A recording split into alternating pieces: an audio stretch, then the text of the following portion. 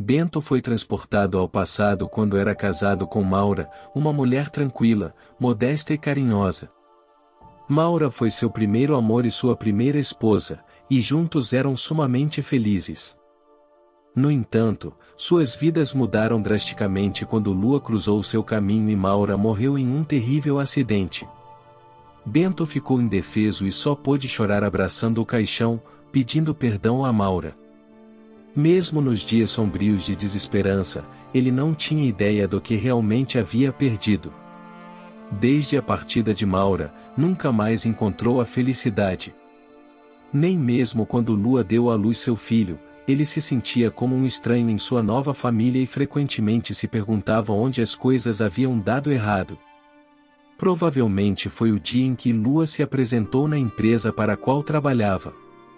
Ela era elegante, de pernas longas e tinha um gosto impecável em seu vestuário. Lua caminhou com orgulho para o seu local de trabalho, como se não fosse apenas uma economista da equipe, mas uma diretora. Naquele momento, Bento era o chefe do departamento e frequentemente tinha que lidar com assuntos comerciais relacionados à Lua. Às vezes, trabalhavam juntos até altas horas da noite, revisando documentos. Foi em uma dessas noites que a relação ultrapassou os limites que normalmente existem entre colegas. Lua tomou a iniciativa quando era tarde da noite e os dois estavam terminando de resumir os ganhos da empresa. Ela se levantou de um salto, esticou-se em toda a sua altura e caminhou em direção a Bento, surpreendendo-o. Ele sussurrou: "O que você está fazendo, Lua?" Ela desabotoou a gravata dele em silêncio com seus dedos finos e habilidosos, desabotoou a gola de sua camisa e pressionou os lábios contra os dele. Bento protestou: "Eu sou casado", mas ela continuou com carícias mais ousadas. Ele não conseguia afastá-la, e enquanto isso, a fiel e leal Maura esperava em casa. Bento sentiu uma vergonha incrível diante de sua esposa, mas não podia rejeitar Lua, e a cada encontro, sua vergonha aumentava. Então, um dia, Lua revelou que estava esperando um filho. Ela disse a Bento: "Você precisa tomar uma decisão e escolher entre sua esposa e nosso bebê. Espero que não faça o bebê sofrer." Só agora Bento percebeu que a paixão que sentirá por Lua não tinha nada a ver com o amor. Eram sentimentos que só tinha por Maura, e ele não queria perdê-la. Sim, ele se tornará um traidor de Maura, mas talvez um dia ela pudesse perdoá-lo. Bento murmurou para Lua: "Sinto muito. Tudo o que aconteceu entre nós foi um erro. Não vou renunciar ao bebê, e é claro que vou ajudar você. Mas minha família é a Maura." Lua tinha um temperamento difícil, então não chorou como outra mulher teria feito. Ela sorriu e disse: "Então você quer continuar sendo um esposo fiel e acredita que sua esposa vai te perdoar?" "Ela já me perdoou", disse ele. "Ela não tem um pingo de orgulho feminino." "Ainda não falei com ela", respondeu Bento, balançando a cabeça. "Ela foi visitar seus pais. Eu esperarei e contarei tudo quando ela voltar." No entanto, Maura não voltou. 2 dias depois dessa conversa, sua mãe ligou e informou que Maura sofrerá um terrível acidente e que infelizmente veio a falecer. "Vamos enterrá-la aqui", disse a senhora Andrade com firmeza. "Quero estar perto da minha filha, e se quiser, você pode vir visitar o túmulo dela." Ela disse algumas palavras a mais, mas Bento não conseguiu ouvir. Naqueles dias, ele estava como envolto em uma névoa enquanto se curvava sobre o caixão fechado de sua esposa. Ele soluçava amargamente, lamentando não ter protegido sua amada e ter se envolvido em um relacionamento extramatrimonial. Passaram-se vários anos e agora Bento estava casado com Lua e tinha um filho pequeno. Hoje eles vieram a uma cidade próxima para celebrar o 50º aniversário da tia de Lua. Ao chegarem à cidade, Lua pediu ao marido que parasse em frente a uma loja de doces, e enquanto sua esposa estava fora, Bento olhou com interesse para as ruas desconhecidas. De repente, sua atenção se fixou na esguia figura de uma mulher que saía da loja do outro lado da rua. Bento estremeceu como se tivesse levado um choque elétrico. Era Maura, sua amada, a mesma Maura pela qual havia se arrependido todos esses anos. Quantas vezes, escondido de Lua, ele havia ido ao cemitério para visitar sua primeira esposa, passando horas junto à sua sepultura, conversando como se ela estivesse viva. E agora a tinha diante de si, viva. Seus pés ficaram grudados no chão, chocado e incapaz de se mover. Nesse momento, Lua chegou, e com esforço, Bento conseguiu entrar no carro, entregando-se às suas lembranças.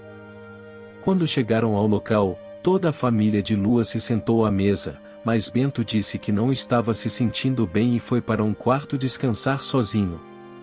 Lá, ele pôde refletir sobre sua vida familiar com Lua, que nunca foi feliz. Ela era dominadora e obstinada, não estava acostumada a considerar as opiniões de outras pessoas. Os primeiros 2 anos após o nascimento de seu filho foram uma verdadeira agonia para Bento. Ele esperava que Lua se acalmasse após o nascimento da criança, mas isso não aconteceu. Ela interrompia reuniões e o fazia correr para casa sem motivo aparente. Uma vez, quando a esposa implorou para que ele fosse para casa sem explicação, Bento correu para lá em alta velocidade, apenas para descobrir que não havia nada de errado. Lua só queria que ele fosse para casa. Bento não amava Lua, mas sim Maura, que havia falecido. Ele não sabia se Maura ainda estava viva ou não. A ideia da morte o perturbava tanto que ele se sentou abruptamente no sofá. Ele não tinha visto Maura morta, pois o caixão estava fechado e o enterro foi estranho. Agora Bento percebia que a mãe de Maura não estava chorando, ao contrário do que ele pensava, que era apenas um susto. Agora, ele via a situação de outra maneira. Exausto de tanto pensar, Bento se deitou no sofá quando Lua apareceu para perguntar como ele estava. Ela já havia feito um plano. Sinto muito, Lua, mas tenho que ir imediatamente. Espere até amanhã à noite, vamos a um restaurante. É o aniversário da minha tia e haverá muitos convidados, disse Lua. Prometo que tentarei ir, respondeu Bento, apesar da insatisfação de sua esposa. Ele entrou no carro e partiu. No caminho, parou em uma loja de construção e comprou 2 pás, luvas e uma lanterna. Só então continuou seu caminho. À noite, quando já estava escurecendo, Bento chegou ao cemitério onde Maura estava enterrada. Seguiu um caminho familiar até o túmulo de sua esposa e começou a cavar. Ele não estava acostumado ao trabalho físico e logo desenvolveu bolhas. Mas isso não o deteve. Ele passou horas a fio, e Bento continuou cavando, parando apenas brevemente para descansar. Finalmente, a pá bateu na tampa do caixão. Bento suspirou profundamente ao perceber que não conseguiria retirar o caixão da superfície. Seus nervos e sua força física estavam no limite. Então, ele decidiu abrir a tampa do caixão ali mesmo, na sepultura. A pá ressoou contra as tábuas apodrecidas, e uma grande abertura apareceu no caixão. Quando conseguiu retirar a tampa, ele chorou amargamente ao ver o que tinha dentro. Dentro do caixão, Bento encontrou uma caixa coberta de veludo escarlate que ele mesmo havia dado à sua esposa e álbuns de fotografias em que ele e Maura eram jovens e felizes. Ela valorizava cada presente e pequeno gesto de carinho que ele lhe dava, e tudo significava uma única coisa: naquele dia, ele não havia enterrado sua esposa, mas o amor e a felicidade que compartilhavam. Depois de retirar todas as coisas da sepultura, ele jogou terra novamente na cova e, exausto, dirigiu-se à saída. Bento bebeu um pouco de água e, sem sair do cemitério, caiu em um profundo sono naquela mesma noite. Lua ficou muito irritada ao perceber que Bento não havia chegado a tempo. Ela foi falar com sua tia e se desculpou pelo marido. Não espero mais nada dele, disse a tia, sorrindo. Você sabe que nunca gostei do Bento. Ele não se compara a Caleb, não é verdade? Você sabe que Caleb não era tão maleável quanto Bento. Quando Caleb soube que estava grávida, exigiu que você fizesse um aborto. Mas você já havia feito isso algumas vezes, e os médicos me alertaram que esta provavelmente seria a última oportunidade que teria de ser mãe. Não podia perder essa oportunidade, além disso, queria me vingar de Caleb. Então, comecei a prestar atenção em Bento, disse Lua, rindo. Se você soubesse o quão louco Caleb ficou quando soube que eu estava saindo com Bento, continuou Lua, empolgada. Ah, ele não tem ideia do que é criar um filho que não é dele, né? Perguntou a tia, sorrindo. Claro que não, ele é tão confiante, respondeu Lua. As mulheres estavam conversando e não perceberam que Bento se aproximava por trás com um grande buquê de flores. Pelo menos agora não há nada a explicar, disse Bento, confuso por dentro. Você entendeu tudo errado, Bento, meu amor. Eu estava errado antes, mas agora tudo está se encaixando, exclamou Bento, entregando as flores com alegria e saindo. Lua correu atrás dele, segurando-o pelo braço e começou a implorar para que a escutasse. Mas ele se afastou tranquilamente da mulher que chorava. Lua percebeu que cometeu um erro irreparável. Bento foi direto para a casa da senhora Hilda, mãe de Maura, e fez a pergunta que ocupava sua mente: Maura está viva? Não, não está, respondeu a senhora Hilda. Eu sei de tudo. Verifiquei que ela não está no túmulo. Eu amo sua filha e sempre vou amar, disse Bento, olhando para ela envergonhado. Dona Hilda respondeu. Uma noite, quando Maura estava me visitando, ela recebeu uma ligação no celular. Era sua amante. Ela disse a Maura que estava esperando seu filho e que você a amava. Bento estava inquieto. Quando a campainha tocou, Maura abriu a porta imediatamente, pálida, seu único amor estava bem na frente dela, e ela não podia esquecê-lo. Eles se olharam em silêncio, sem desviar os olhos. Finalmente, Maura se recompôs e perguntou: por que você veio?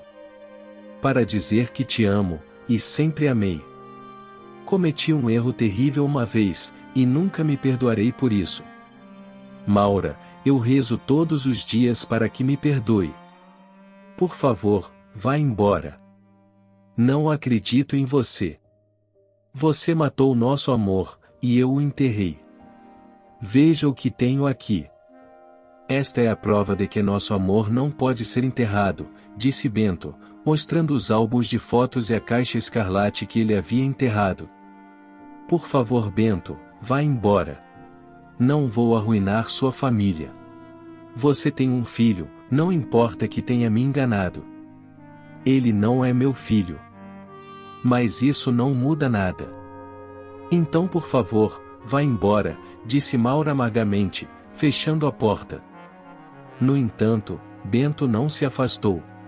Estava convencido de que faria qualquer coisa para recuperar Maura, e sentia que do outro lado da porta ela estava da mesma forma, sentada no chão e ouvindo os batimentos de seu coração. Passaram-se 3 anos desde que Bento e Maura se reconciliaram. Seu filho pequeno estava profundamente adormecido no carrinho que Bento empurrava à sua frente, enquanto ele envolvia um braço ao redor da cintura de sua esposa. Que sorte tenho de te ter em minha vida, disse Bento, parando e beijando Maura. Fui tão estúpido e cego, mas agora farei qualquer coisa para que você e nosso filho sejam felizes. Eu te amo, Maura. Você sabe o quão mal me senti sem você durante esses poucos anos terríveis, Maura confessou. Por favor, não se lembre disso, Maura. Nunca esquecerei pelo resto da minha vida o que te devo, respondeu Bento sorrindo e olhando nos olhos da esposa. Todos na vida podem cometer erros, mas nem todos podem perdoar. Para a sorte de Bento, sua amada Maura lhe deu o perdão. A história de hoje chegou ao fim. Não se esqueça de comentar qual lição você tirou dela. Também deixe um like no vídeo, e se inscreva para não perder os próximos vídeos. E se você quer conhecer a história da mulher que foi humilhada pela sogra de seu irmão na festa de casamento dele, e depois teve uma reviravolta inesperada, clica no vídeo que está aparecendo aí na tela. Te vejo nessa história, grande abraço.